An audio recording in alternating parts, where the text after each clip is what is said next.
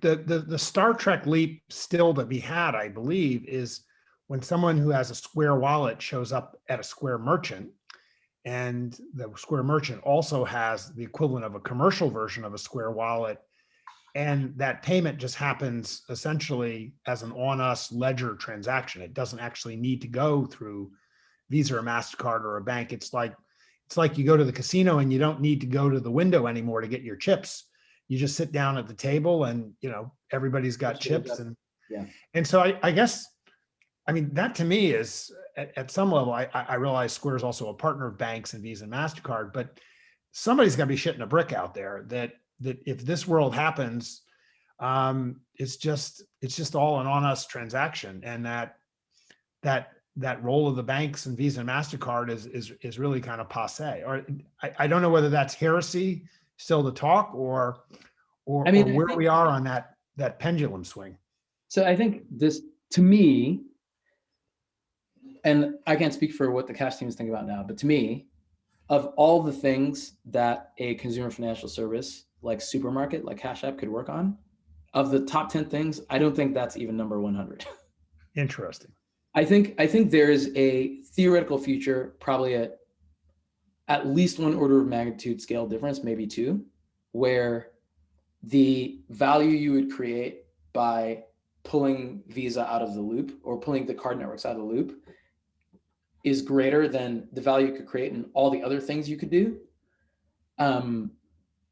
But I think, like, Visa, MasterCard sort of stand out to be these villains.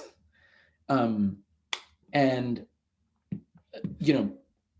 how you look at that is probably more of a Rorschach test than a reflection of sort of reality. But I think, like, the fundamental truth is, around a transaction, there's just things that have to happen. Like, it's not like, even a thing I always think about, like with crypto transactions, for instance, is, and you see a lot of this like now being built with some of these smart contracts, is there is a reality where the financial interaction between the buyer and the seller has to be mediated somehow, right? There is a reality where, like, the seller can cheat you or the buyer can defraud you.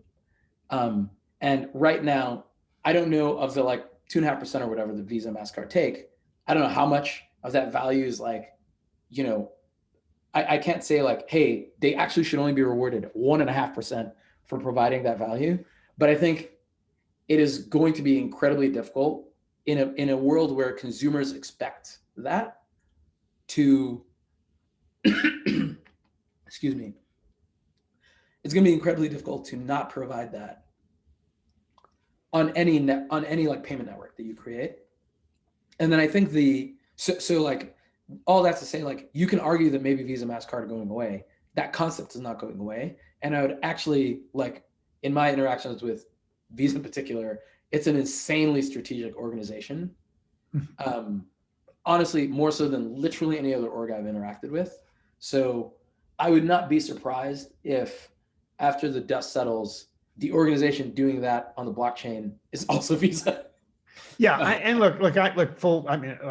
through my portfolio comes we're Visa and MasterCard are principal members.